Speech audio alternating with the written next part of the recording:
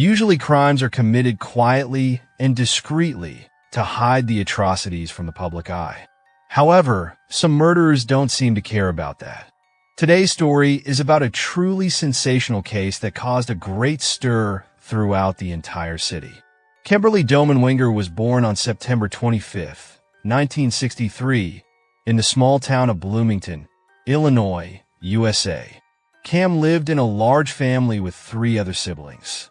Later, the relationship between her parents deteriorated, and eventually, the family broke apart, leaving the mother alone with the children.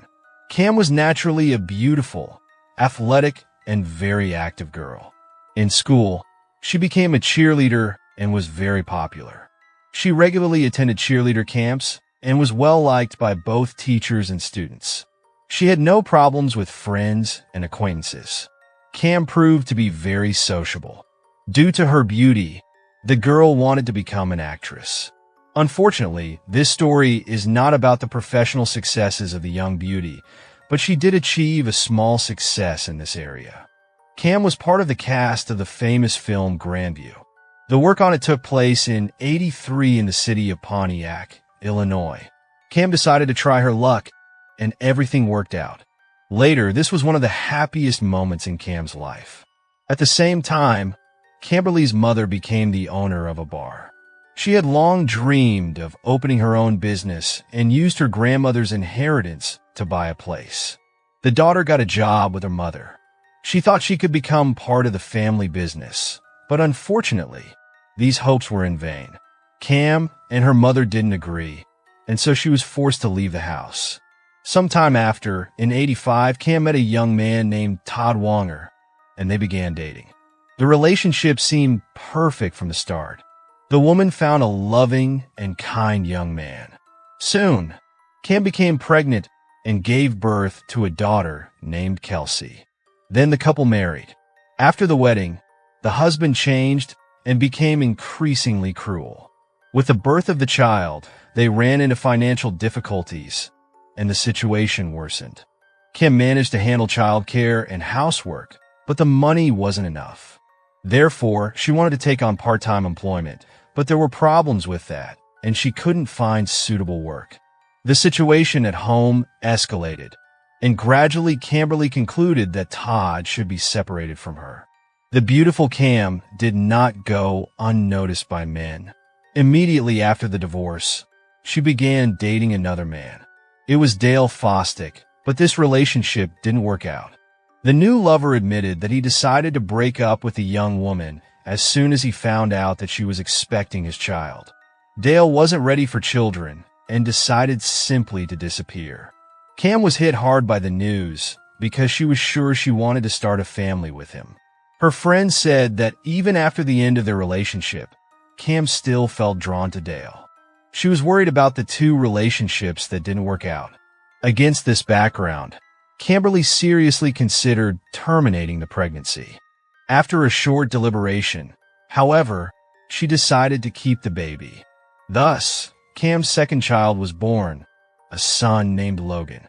Despite the separation from Dale, the biological father later came forward and declared himself willing to care for his son and pay a small amount of support from his salary. But even with this plan, she couldn't rely on him. Dale often delayed payments.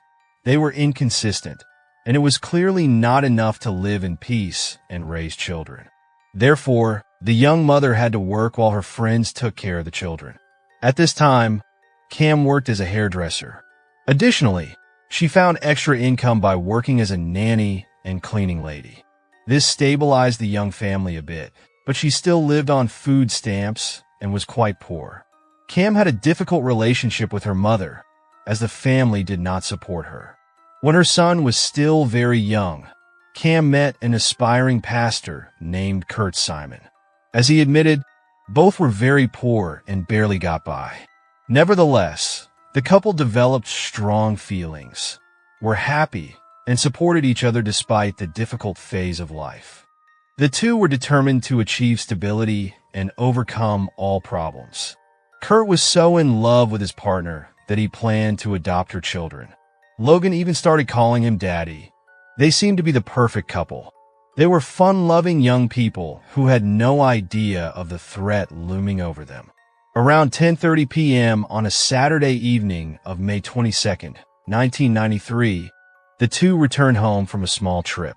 They had traveled to Iowa, where Kurt's parents lived, so his family could get to know Cam and give their blessing for the wedding. This also happened in connection with attending the theological seminar at the university. The couple took the opportunity and decided, just one day before returning to Illinois, to hold an engagement party, gathering friends and family to share this special day with them. The relationship between the two young lovers grew quickly. They seemed to be the perfect couple, and close friends reacted enthusiastically to this decision. Such an important event brightened this trip. Cam and Kurt returned in good spirits and were ready to spend the weekend together. The next day, the couple planned to attend a concert by Camberly's daughter Kelsey. The girl attended a music school and seemed to be a real young talent. Her parents supported her in every way and were eager to attend the event and then support the girl by gathering the whole family in a pizzeria. The lovers drove the family car into the driveway of the house. First, Kurt got out and brought part of his luggage into the house. When he stepped out to get the rest, Cam was already outside and was about to enter.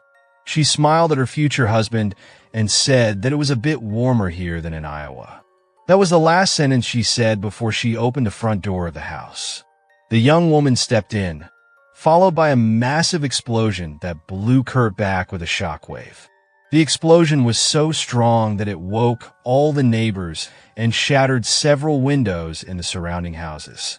Kurt was stunned but still immediately ran after Cam and began searching for his beloved. He called her name, but the bride didn't respond. The young man ran inside the destroyed house and found Camberly lifeless on the floor. The right side of her skull was missing. It had been blown off by the explosion or shrapnel. In any case, there was no way to help the young mother. Kurt was in shock. He couldn't believe what had happened. It was only thanks to a lucky coincidence that the children weren't with them. They had stayed with Cam's family during the trip. The victim's fiancé immediately dialed emergency services and stayed with her until the police officers arrived. The police officers quickly responded to the emergency call. At the crime scene, they found Kurt dissolved in tears. He was kneeling amidst the ruins of the house, holding his beloved's head in his arms. She was only 29 years old at the time of her death. The event shocked the entire community because it seemed strange and untypical for such peaceful places. People were afraid that their houses might also be booby-trapped and could explode and asked the police for protection. Fortunately, nothing of the sort was found, and the residents could continue their lives in peace. Explosives experts were on site. They quickly found out that there was a bag of explosives in the family's hallway, activated by a button. The button was jammed and would only trigger if the object was disturbed. Cam entered the house and immediately noticed the unfamiliar object. Out of curiosity, she decided to see what the package was, and it exploded in her hands at face height. Cam was dead on the spot. During the examination of the site, the medical examiners found numerous components for bomb making. They found wires and detonators in the basement, packaging of batteries, and discarded rubber gloves in a trash can. Since the explosion had occurred in Kurt's presence, but the young man had only suffered minor injuries, the police initially considered him the main suspect. In front of the neighbors, the shocked and grieving man was handcuffed, read his rights, and taken to the station for questioning. There he was held for several hours. Kurt immediately cooperated with the investigators. He provided all requested information, including fingerprints and DNA material, and detailed the events that led to the tragic incident. A few hours later, Kurt was released. He bore no grudge against the police officers who were just doing their job. His active involvement in the investigation gave him hope that the perpetrator would soon be found. Since the future husband was not involved in the incident, the tools and parts for building the bomb were brought into the house by the perpetrator. The front door and windows had not been broken into, at least according to the condition of the components found after the explosion.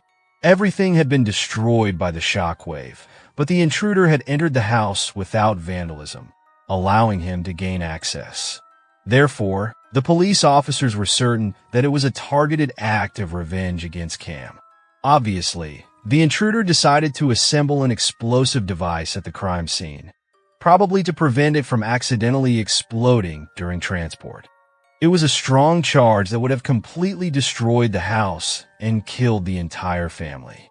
The perpetrator thought he could kill two birds with one stone, get rid of his target and destroy all evidence linking him to the incident. Luckily for the police, the explosive charge did not detonate fully, so the destruction was weaker than the perpetrator had expected, and some evidence could be secured. This allowed the investigators to obtain further valuable information. After the first main suspect had provided an alibi and was ruled out as a possible murderer, the investigators naturally wondered who wanted Cam and her family so dead that he would destroy them in a massive explosion with no chance of survival. Kurt told the investigators about Cam's mother named Cricket Lewis. At that time, she was already married to another man and had changed her last name. Kurt considered her the true embodiment of evil. She was, according to the young man, the only person in the deceased's environment capable of such a terrible deed. Camberly and Cricket had a very bad relationship with each other. These statements later became the reason for the great hatred the woman felt. She felt outrageously slandered. According to Kurt, the bride's mother was the owner of her bar and focused only on that. Nothing else in life interested her. Moreover, she was a very violent person. The woman showed inexplicable anger without apparent reason, seemingly against all people. Her relationship with the victim was tense, and according to several people from the victim's environment, Cricket had been exploiting Cam the whole time. Mother and daughter indeed had a very complicated relationship and saw each other only once or twice a year. For Cricket, it was all about money and power. She made sure her daughter worked in her bar, earning in rather dubious ways. The woman received an inheritance from her grandmother, who suddenly died. Despite her age, doctors believed she was healthy, yet she died under quite strange circumstances. Cricket then received an inheritance, which she used to buy her bar. The incident was also investigated, but no evidence was found linking the suspicious woman to the dead old lady. It was eventually dismissed as an age and health problem. After Cam had taken a job in the bar, Cricket began exploiting her. She constantly underpaid her, even punished her under flimsy reasons to withhold part of her salary or bonus, just like with other employees. Cam did her best and tried to keep the job, hoping to solve her financial problems with the support of a family member. But instead, she only got problems. Eventually, Cam realized what was going on, cast aside her illusions, and left the bar. The suspicion hardened already during the funeral of the deceased. Those present who sincerely loved the young woman and mourned her noticed that Cricket was more worried about the loss of the insurance policy, which meant she couldn't receive financial compensation for her daughter's death. In the investigations, however, the police officers could never find evidence of the woman's violence and malicious intent. It turned out, however, that the victim's mother had fallen for tax fraud.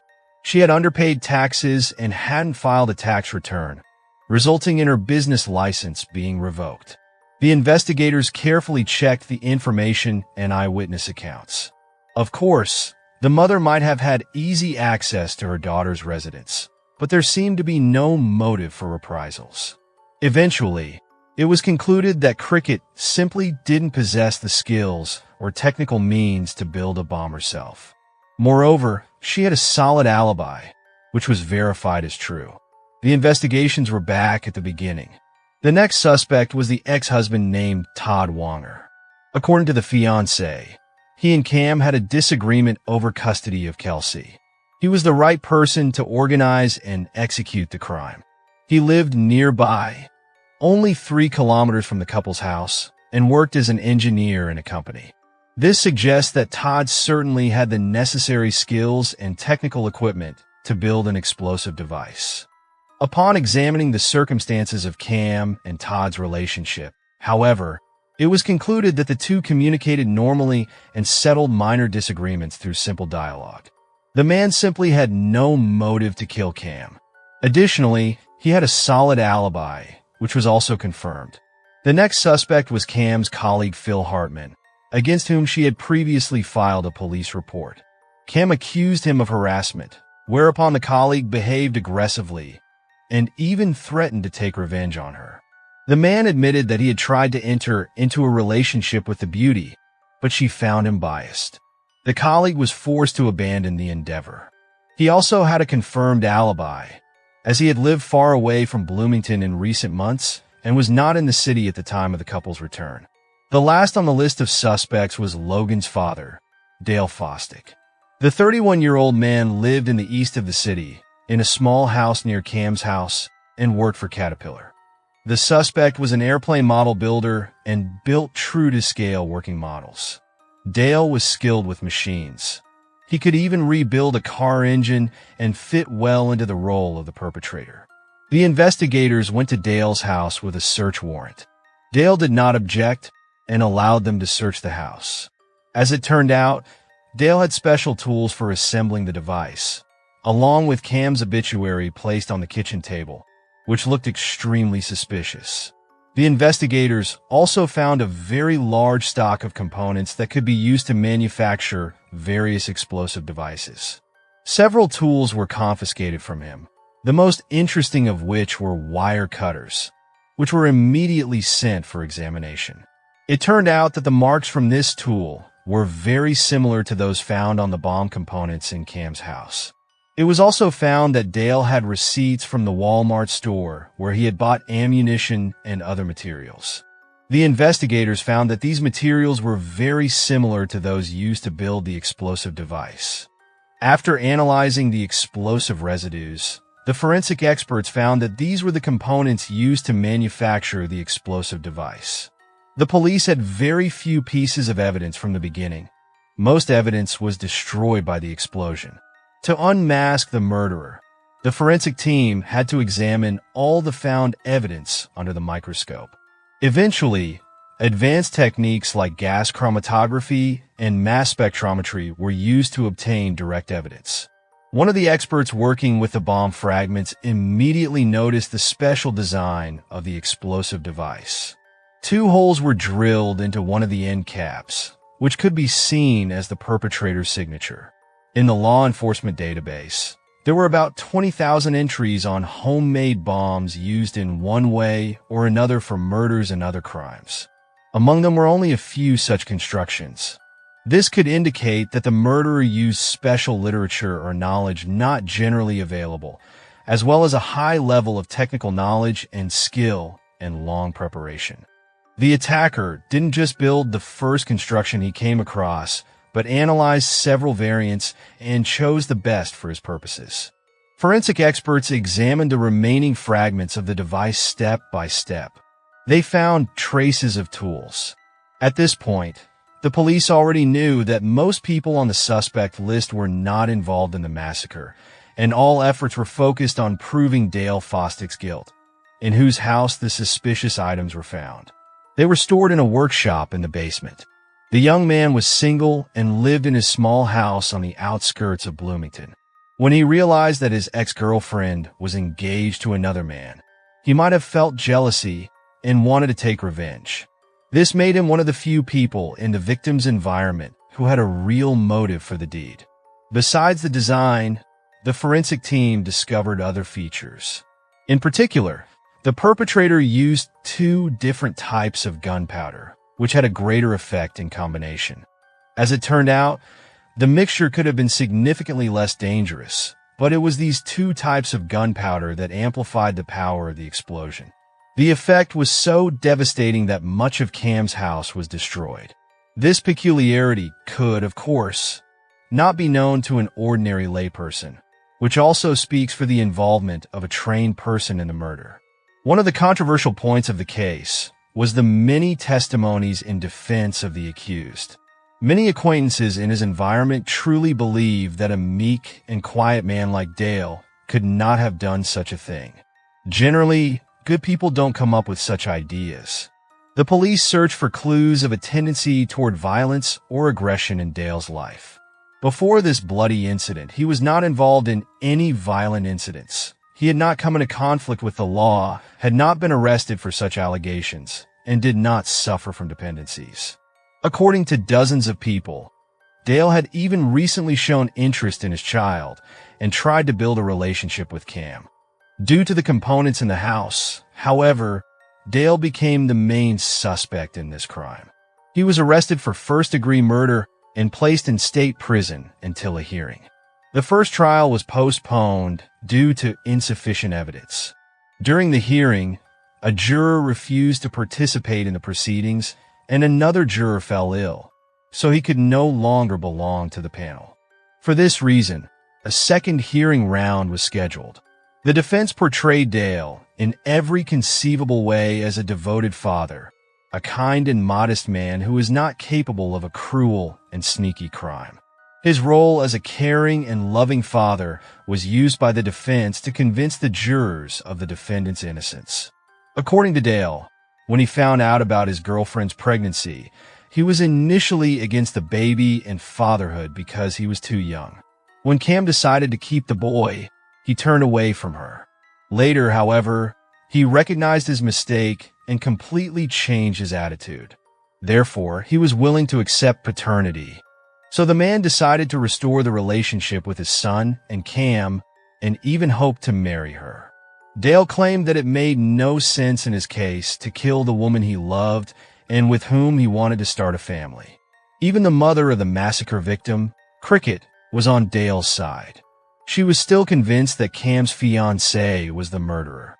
The woman claimed that the aspiring Pastor Kurt had become violent recently and tried to control his beloved in everything.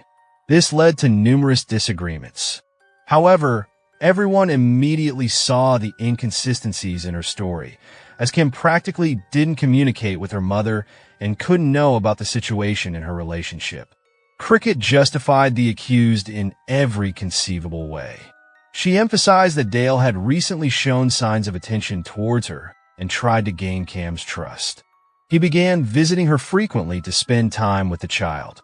Dale had changed very much for the better, repeatedly confessed his love to Cam, apologized for his earlier decision, and tried to win her favor.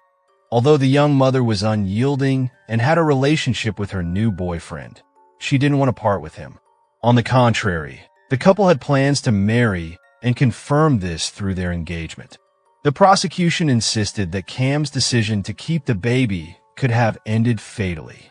As soon as Dale found out that there was no way to save the relationship, he decided to take revenge. Kurt, whom he particularly hated, was probably the target. That explained the power of the bomb. The perpetrator acted with certainty. It was thus a miracle that the aspiring pastor survived. Cricket, however, insisted that Kurt could only survive the explosion for one reason. He had manufactured the explosive himself to kill Cam and was in no hurry to approach the house at the time of the explosion. A reconstruction of the events, however, showed that he entered the house first upon arrival and then went back to get his things before Cam entered the house. She took the package and triggered the explosion. In fact, Kurt was closest to death, but didn't know it and escaped miraculously. One of the victim's sisters also supported Dale. She appeared at the trial along with her mother and represented the woman's position that the accused was innocent. The prosecution, however, had an equally convincing argument. Explosives experts could find direct evidence that the explosive device was assembled by Dale, who had relatively high technical knowledge and the appropriate tools.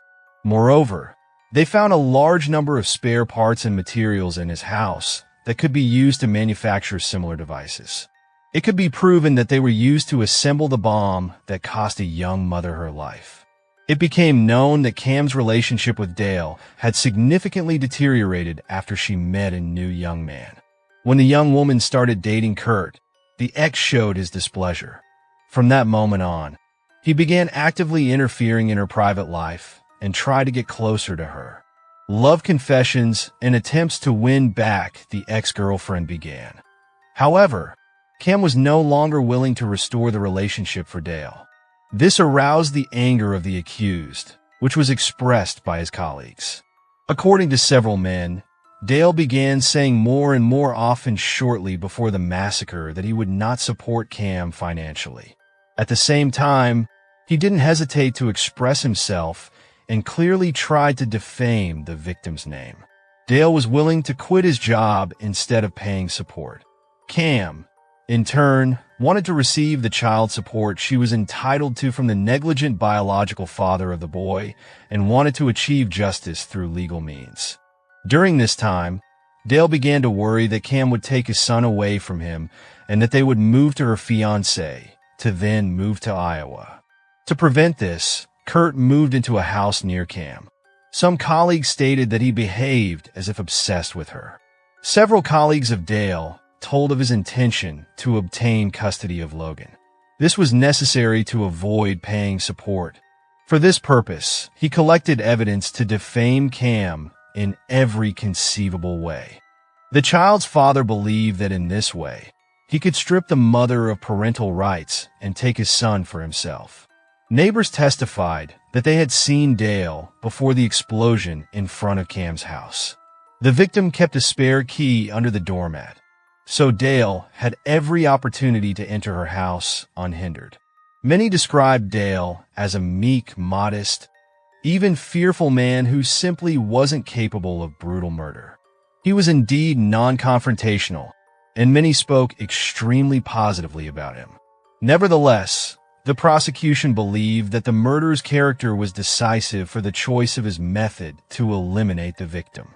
He simply didn't want to kill Cam with his own hands, and therefore used an explosive device to deliver a surprise attack. On February 26, 1996, the jury found Dale Fostick guilty of first-degree murder. The mother of the murdered woman said after the verdict that she did not agree with the judgment and Dale could contact her at any time if he needed help.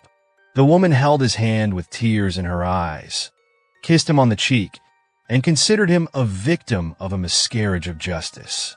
By the way, he had 25 supporters who actively tried to defend the man's innocence in court. Only one of the jurors voted against the death penalty, and that was enough to avoid the death penalty. Therefore, the murderer received a 55-year prison sentence. Cricket Lewis, the mother of the deceased, continued to advocate for Dale Fostick's innocence.